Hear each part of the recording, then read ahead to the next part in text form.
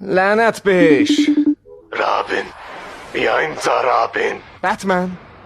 بتمن کجا رفتی؟ رابین، من توی تورنمنت قدرتم ولی غلط کردم. یعنی چی تورنمنت قدرت؟ گوش کن رابین، من یه آدمی رو دیدم با یه لباس نارنجی توی آسمون.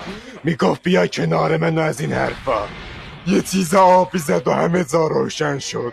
بعد دیدم همه رو کشته. پسر تو بتمنی، یه راه حل پیدا میکنی. تو سوپرمن رو شکست دادی. رابین، من سوپرمن رو با یه سنگ کشتم، یه سنگ سبز. اون باید سنگی نمیمیره. اینجا جاییه که من قراره بمیرم. وای داده، من باید برم. یارو با مدل موی مکدونالد داره میاد. چیزی گفتی؟ غلط کردم. پس بذار نشونت بدم. فاینال فلش. لعنتی. بتمن